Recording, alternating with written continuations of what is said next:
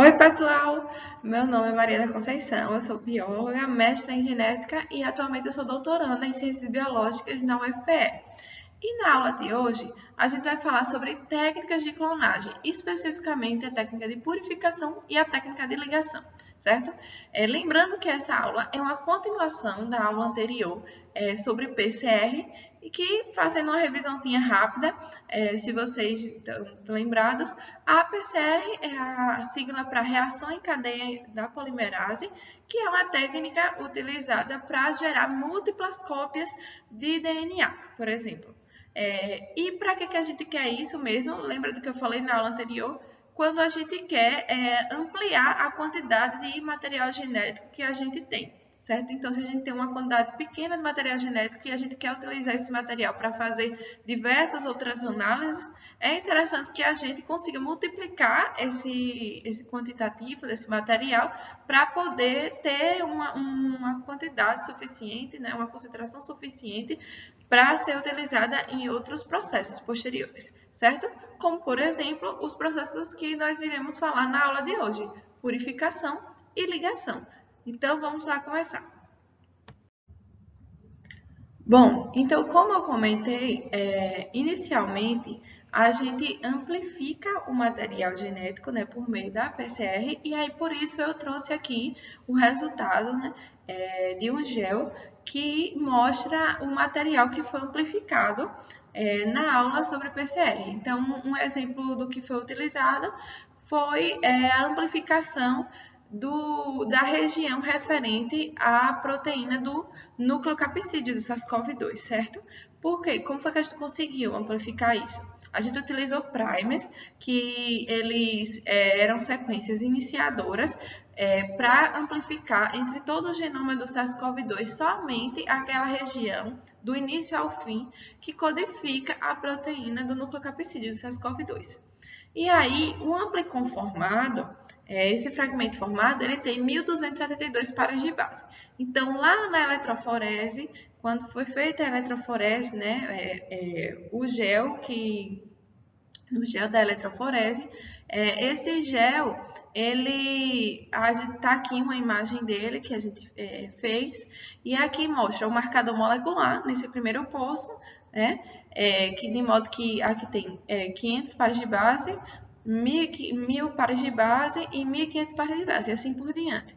Então, esse marcador molecular é que vai dar o norte da gente para a gente identificar mais ou menos onde deve estar a nossa banda referente ao nucleocapsídeo. Então, se tiver nessa altura de 1.272 pares de base, quer dizer que o material foi amplificado. Então, nota-se que ele está, de fato, aqui entre 1.000 e 1.500, né? Então, essa amostra, ela, de fato, né, nesse pocinho aqui, ele, de fato, conseguiu amplificar o material referente ao nucleocapsídeo, tá? E aqui o controle negativo, não apareceu nada mostrando que não houve contaminação, certo? Nessa reação do PCR.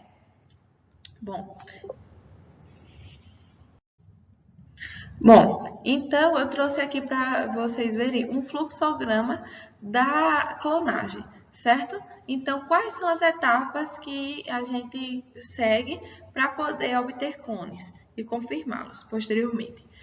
A primeira etapa de todas é identificar o gene de interesse. O que é que eu quero trabalhar? Bom, o exemplo que eu trouxe no início da aula foi a proteína do nucleocapsídeo do SARS-CoV-2. Então, a gente identifica qual o gene, certo? A sequência que vai produzir o RNA mensageiro para que esse RNA mensageiro possa ser traduzido na proteína do nucleocapsídeo do SARS-CoV-2. Então, identificou essa sequência inicial? Pronto. Então, a gente vai desenhar primers, ou seja, sequências iniciadoras que possam identificar do início ao fim desse gene para o nucleocapsídeo, certo? Bom, desenhou essas sequências iniciadoras, aí sim a gente pode utilizar esses primers para fazer um mix, né, contendo todos os reagentes que estão envolvidos na PCR, incluindo esses primers desenhados para nucleocapsídeo. certo? Então, a partir disso, a gente prepara esse mix de reagentes, a gente coloca lá no termociclador, como a gente tinha mencionado na aula anterior, né? Então, e é iniciado todo o processo, né, de amplificação por PCR, para que a gente possa observar esse resultado da PCR por meio do gel de agarose lá da eletroforese, certo? Então, confirmado que esse material foi amplificado, o que é que a gente tem? A gente tem agora no tubinho, né?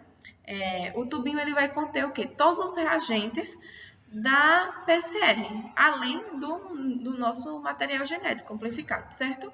Só que eu posso pegar esse material genético que foi amplificado e inseri-lo em um vetor de clonagem.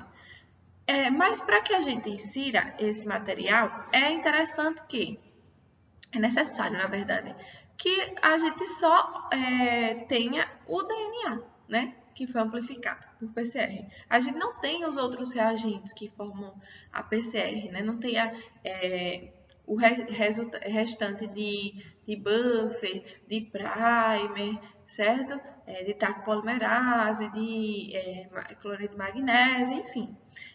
Todos os outros reagentes, né, envolvidos lá no mix que a gente prepara para fazer a PCR. Então, a gente tem que fazer o quê? Tem que purificar esse DNA para tirar todos esses outros reagentes que não sejam o DNA propriamente dito.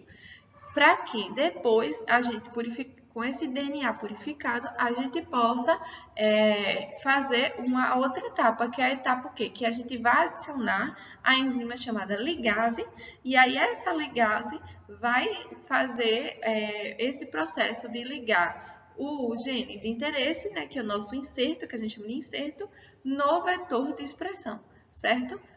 No vetor de clonagem. Então, vai fazer justamente essa ancoragem entre o inserto e o vetor, certo?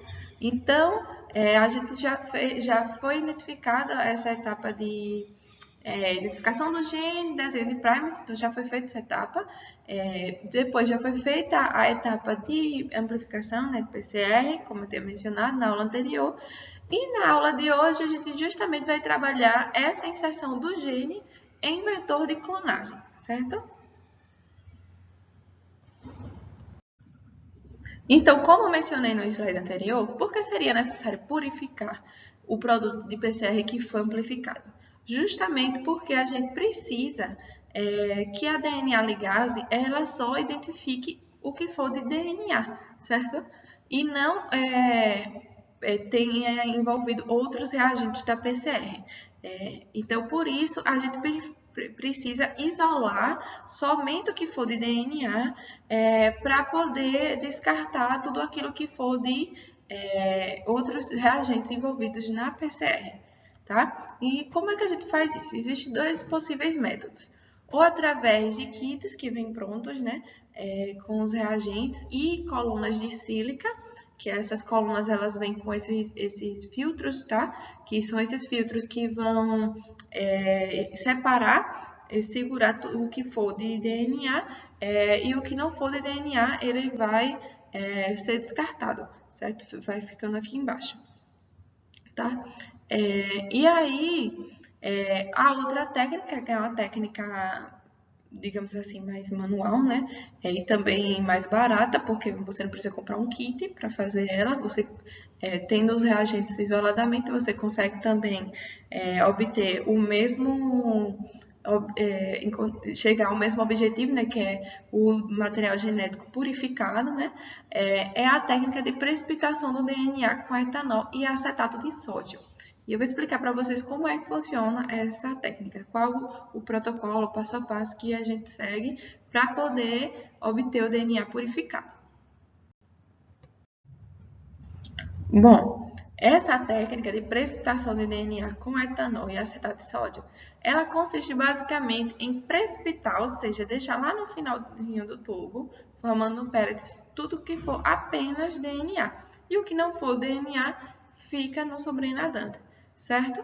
E aí, como é que a gente consegue precipitar só aquilo que for DNA? através do etanol e o acetato de sódio, porque ambos têm essa propriedade de precipitar somente o que for de DNA. Por quê? Porque em condições de baixa temperatura e elevada concentração salina, a adição de etanol absoluto ou isopropanol vai resultar nessa precipitação do DNA, formando aglomerados esbranquiçados, que a gente chama de pellet, certo? E o que acontece? O etanol ele precipita ácidos nucleicos de 15 pares de base, por aí. E os demais solutos eles vão ficar em solução, enquanto os ácidos nucleicos vão formar justamente esse precipitado branco, né, esse pellet, que ele vai ser coletado posteriormente por centrifugação. Qual é o protocolo? Né? O protocolo é, a princípio, você não tem o seu próprio PCR, certo? Então, você vai identificar qual o volume que tem ali naquele tubinho. Sabendo qual o volume que você tem naquele tubinho, você vai fazer o cálculo de 1/10 desse volume para ser a quantidade de ácido de acetato de sódio que vai ser utilizado, certo? Então, você vai utilizar 1/10 do volume total de acetato de sódio a 3 molar com pH 5,2. Bom, adicionando esse volume, você vai fazer o cálculo agora do novo volume. Quanto é que ficou ao total agora? Pronto. Você sabendo esse novo volume, você vai multiplicar por 2,5, que é a quantidade de etanol que vai ser acrescentado, certo? Então, tendo adicionado esses dois reagentes, né, acetato de sódio e o etanol, aí você vai fazer a mistura por inversão e incubar a menos 20 graus Celsius por 30 minutos. Para que depois você possa centrifugar, né? Essa centrifugação é feita a 12.000 G por 5 minutos e vai descartar o sobrenadante. E aí você faz outra lavagem também com etanol, só que não agora etanol 100%, né? Vai ser um etanol 70% gelado. Por que você vai adicionar novamente etanol? Porque lembra que o etanol ele vai precipitar ácido nucleico e essa técnica de precipitação, quanto mais a gente expõe essa amostra, né, ao etanol, mais precipitado vai ser o nosso DNA, para que a gente tenha o máximo de purificação naquele material, certo? Então, basicamente, a técnica em geral, ela consiste em lavagens nesse material, né, com o etanol, para que a gente obtenha apenas o DNA. Então, nessa segunda parte do protocolo, a gente faz a lavagem 2 vezes, né, com esse precipitado de etanol. Então, lava, aí descarta o sobrenadante, lava novamente e descarta o sobrenadante. Então, vai ficar o precipitado lá no fundinho, né, precipitado branco no fundinho do poço, formando o nosso pellet, e a gente deixa ele secando na estufa, ou também em espaço aberto, certo? Para que quando ele fique todo seco, o tubinho, aí sim a gente faz a ressuspensão com água nuclease free ou tampão de eluição. Para ressuspender esse DNA, certo? Então, esse pellet que ficou lá no fundinho do tubo, ele é ressuspendido com a água nuclease free ou tampão de eluição.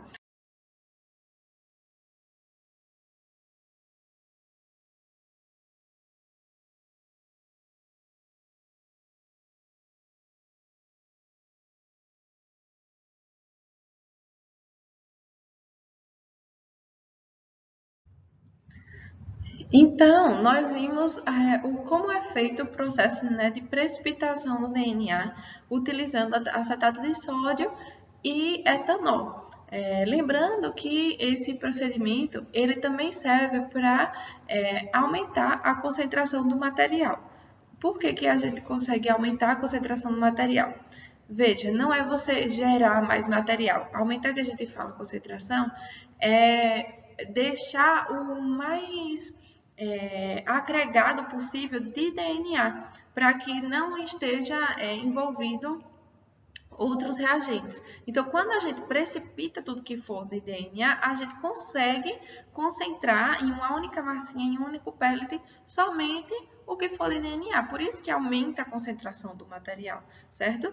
E remove aquilo que não for de DNA, né?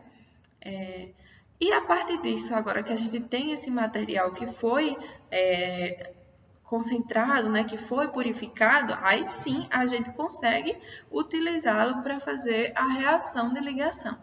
Então, essa reação de ligação, o que é que está envolvido nela? Está envolvido o nosso inserto, né, que é o nosso material que foi amplificado, tá? No caso, por exemplo, a região que codifica a proteína do nucleocapsídeo, certo? O gene do nucleocapsídeo, e a gente quer inseri-lo em um vetor de clonagem. E aí, como é que a gente faz isso, né? O que é que vai envolver de reagente nesse mix? Vai envolver uma enzima chamada ligase, justamente porque ela vai fazer esse papel de ligar o inserto no vetor, certo? E, além disso, o seu buffer, tá? Para que ela possa funcionar, né? Que vai ter todos os cofatores, estabilizantes de pH, para que ela atue em todas as condições ideais, certo? Além de que, do nosso vetor, certo? Nesse caso, um exemplo que a gente trouxe aqui é um vetor chamado PGNT-Easy, e o nosso inserto, que, como por exemplo, foi mencionado, o gene do nucleocapsídeo, SARS-CoV-2. Além da água, né? Porque a água vai ser o meio em que todos os reagentes eles vão atuarem, certo? Para quê? Para que possa formar essa ligação fosfodiéster entre o inserto e o vetor, certo? Formando então um DNA plasmidial o quê? Recombinante, certo? Por que recombinante? Porque agora está sendo inserido nele um fragmento, certo? Que não era dele. Então, ele foi recombinada, a sua sequência foi recombinada com uma sequência externa, que não faz parte dele, para que a gente possa utilizar esse DNA recombinante para fazer outras técnicas que a gente vai falar nas próximas aulas, certo? Como, por exemplo, a transformação, que é basicamente o quê? Inserir esse DNA recombinante dentro de células bacterianas, para que essas células bacterianas, quando elas forem multiplicar o seu próprio material genético, multipliquem também esse material genético externo que foi adicionado dentro delas, certo? Então, existem alguns parâmetros para a reação de ligação, certo? Para a gente identificar quais serão os volumes que iremos utilizar, tanto do inserto quanto do vetor, lá naquele mix dos reagentes que a gente mencionou no slide anterior. Então, é importante conhecer a concentração do DNA a ser trabalhado. E essa concentração do DNA, ela pode ter diferentes proporções que a gente pode trabalhar nesse mix. Então, pode ter uma proporção de 1 de inserto para 1 de vetor, de 2 de inserto para 1 de vetor, 3 para 1, 5 para 1. A gente considera que as melhores proporções são aquelas que a gente coloca mais inserto do que vetor. Por que isso, Conceição? Se você perguntar. Porque, veja, existe a chance de algum daqueles insertos eles não se associarem ao vetor. E aí ficar o que a gente chama de vetor vazio, certo? Que é quando as duas extremidades, tipo aqui, elas se fecham e aí não colocou nenhum desses insertos que estavam aqui fora, tá? Então, para que a gente minimize a chance de todos os insertos não se ligarem a nenhum vetor, a gente bota mais inserto do que vetor. Então, por exemplo, o dobro de inserto para a quantidade de vetor, o triplo, o quíntuplo, certo? Por quê? Para aumentar a chance que entre todos os insertos, pelo menos, no mínimo, se ligue àquele vetor, certo? Então, para minimizar esse erro de nenhum inserto se ligar ao vetor, a gente coloca mais inserto, tá? E aí, como é que a gente vai saber o volume de inserto? Esse volume, ele está associado à concentração do inserto, tá? Ou seja, a concentração de DNA, tanto do inserto, também como a concentração de DNA do vetor. E aí, a gente faz um cálculozinho que eu vou mostrar no slide seguinte. tá? Mas essa concentração, a gente só vai saber dela a partir da quantificação dessa amostra, certo? E essa quantificação, ela pode ser feita por meio de espectrometria. E aí, por conta disso, o equipamento que vai quantificar esse DNA, ele é basicamente um espectrômetro, tá? E esse espectrômetro, ele vai absorver, né, obviamente, luz em diversos comprimentos de onda, só que ele vai identificar apenas que é ácido nucleico quando ele identificar o comprimento de onda no qual os ácidos nucleicos eles absorvem luz. E qual é esse comprimento de onda? 260 nanômetros para ácido nucleico e 280 para a proteína, certo? E aí ele identifica, quando ele conseguir absorver luz nesse comprimento de 260 nanômetros, eu já sei que ali é material de ácido nucleico, tá? E aí, esse equipamento tem diversas marcas, tá? Uma das mais conhecidas é o da Thermo Scientific, que ele é o Nanodrop. Esse Nanodrop, basicamente, ele analisa amostras de 0,5 a 2 microlitros, então a gente pipeta um volume nessa faixa.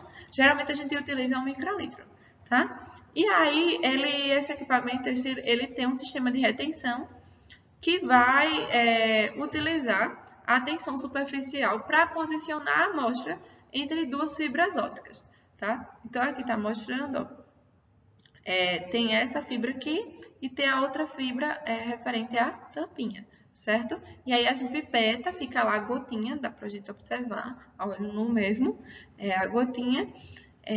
E aí, quando a gente fecha a tampinha, vai passar, né, a luz, e quando ele identificar a amostra nesse comprimido de 260 nanômetros, ele já vai saber que se trata de fragmentos de ácidos nucleicos, certo? Então, lembra que eu tinha mencionado que o comprimento de onda para DNA ou RNA, ou seja, moléculas de ácidos nucleicos, é 260 nanômetros, e para proteína é 280? Então, aqui está mostrando o visor do Nanodrop, né, como é que a gente observa lá quando a gente pipeta a amostra, né, e pede para ele mensurar, para ele quantificar. Ele dá, além da concentração, certo, daquele material em nanograma por microlitro, ele também dá uma razão, que é da absorvância entre 260 nanômetros e 280.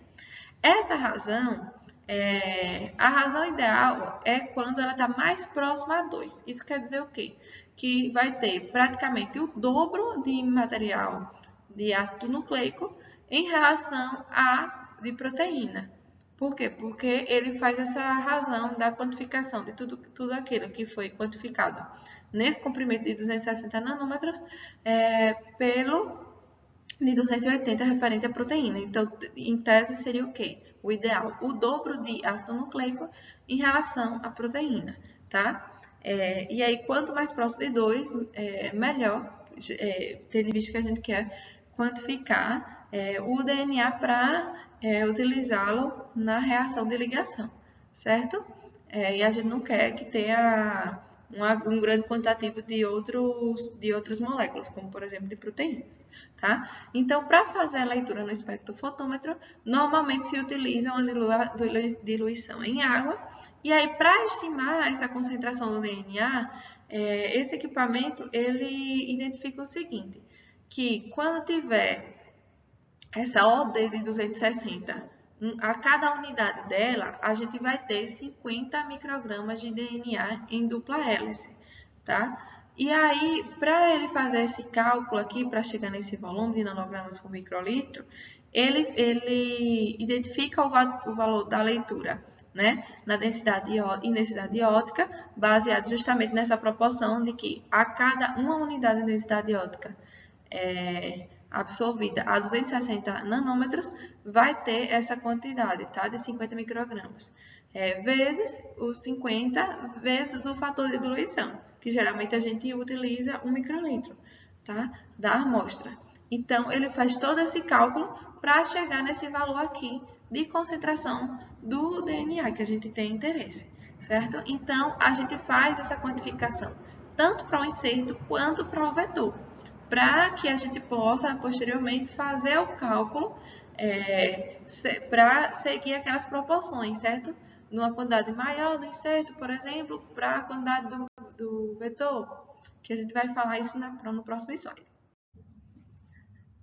E aí, agora para finalizar, agora que eu já sei a concentração tanto do meu inserto quanto do meu vetor, aí sim eu posso fazer o cálculo dos volumes que eu devo utilizar no meu mix de reagentes, né, para fazer a reação de ligação, que esse meu mix ele vai envolver tanto, como eu tinha mencionado, né, a ligase, o seu tampão, e a água, além do vetor e do inserto.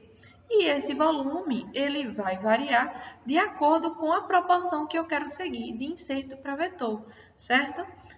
Lembrando que o ideal é que a gente coloque mais inserto do que vetor. Então, vamos dizer que nós vamos trabalhar essa proporção aqui de 3 para 1, tá? Então, a gente tem que fazer o cálculo para, a partir dessas concentrações de inserto e vetor, a gente colocar um volume que obtenha 3 vezes mais concentração de inserto do que de vetor.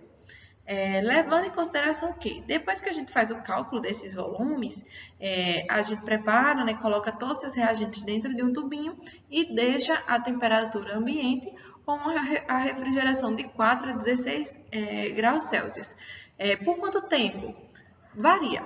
Depende do que a marca daquela ligase ela informar, certo?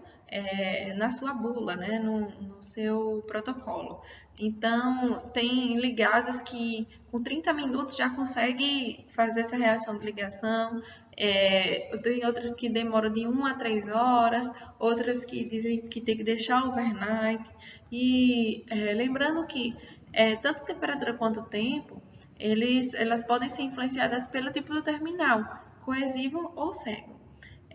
E aí eu trouxe um exemplo aqui para a gente trabalhar, certo? E eu quero que vocês façam ele aí em casa, para que a gente possa fazer o cálculo de quanto de inserto a gente deve utilizar em uma reação que a gente quer ter essa proporção de 3 para 1, certo? E aí, a gente tem que levar em consideração o que é que informa lá para essa ligase. A ligase que eu trouxe aqui do exemplo é a T4-DNA ligase com o tampão a 10 vezes, tá? E a solução final, ela tem que ter um volume de 10 microlitros, de acordo com o protocolo dessa marca. E o que ela informa que esse T4-DNA ligase tem, né, de detalhe? Ela diz o seguinte, que a 0,01 unidade da T4-DNA ligase é a quantidade de enzima necessária para catalisar uma ligação de 1 micrograma de fragmentos de DNA em 16 graus Celsius em 20 minutinhos. Isso quer dizer o quê? Que eu consigo fazer essa ligação de 1 micrograma de DNA a cada 0,01 unidade da T4 ligase. Então, veja, o volume que a gente vai utilizar aqui é muito pouco. Por quê? Porque ela já consegue fazer com esse pequeno volume, tendo essa proporção de 0,01 unidade dele, com 1 micrograma, certo? E lembra que quando a gente quantifica em uma unidade menor ainda, certo? A nível de nanograma, ou seja, que é 10 a menos 9, e aqui diz que a 0,01 eu já consigo fazer essa ligação a nível de micrograma, ou seja, a um nível maior.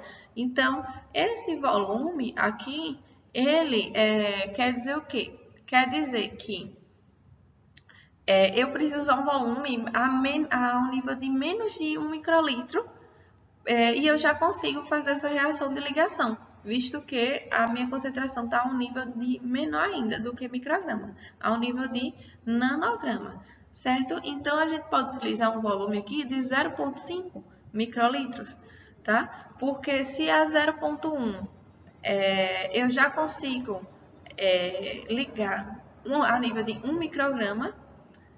Então, para a gente conseguir ligar o nível de concentração que a gente tem de nanograma, precisaria até menos do que isso. Mas é muito ruim, se a gente pensar na prática, é muito ruim puxar numa pipeta um nível tão pequeno de volume, certo? Então, a gente coloca o nível menor de volume que a gente tem nas pipetas comuns, que tem em laboratório, que é de 0,5 microlitros, certo? Então, a gente vai utilizar aqui 0,5 microlitros, tá?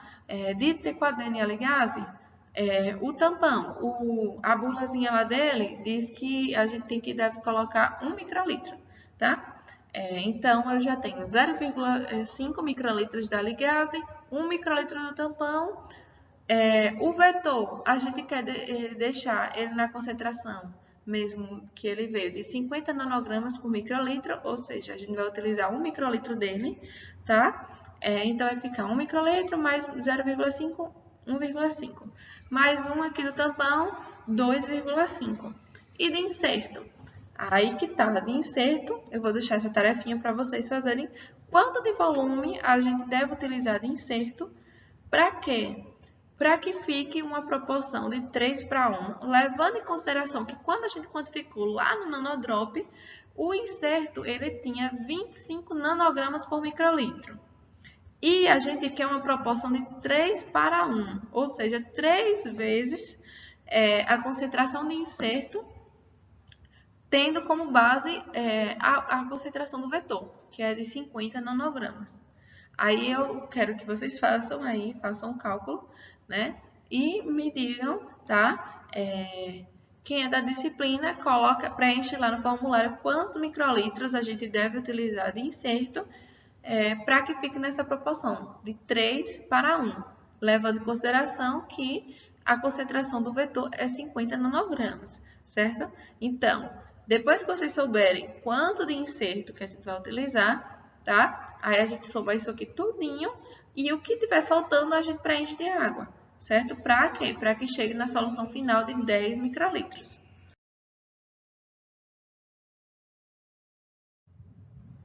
Bom, é isso, pessoal. Espero que vocês tenham gostado da aula. Se ficou ainda alguma dúvida, pode deixar aqui nos comentários, tá? Principalmente acho que quanto a essa questão do cálculo, né? Que pode ser que vocês tenham um pouquinho mais de dúvida, mas eu peço que vocês trabalhem muito aí a sua cabecinha e analise como vai ser esse cálculo que eu tenho que fazer, levando em consideração essa concentração no meu vetor e a concentração de 3 vezes a concentração do vetor para que eu tenha o triplo de inserto, tá? E aí eu faço o cálculozinho do volume dele. Sabendo disso, aí sim que a gente pode pipetar a quantidade de inserto, a quantidade de vetor, a ligase, o seu tampão e o volume de água para completar os 10 microlitros nesse caso, tá? Porque essa marca, ela diz que a solução final dela tem que ser de 10 microlitros, tá? Mas isso vai variar de fornecedor para fornecedor. Bom, pessoal, para que depois que a gente prepare esse mix, aí a gente pode deixar, né, a temperatura ambiente ou até 16 graus Celsius, mais ou menos, para que possa fazer essa ligação entre o inserto e o vetor, certo? Espero que tenha ficado claro. Qualquer coisa é só deixar aqui nos comentários ou mandar um e-mail. Tchau!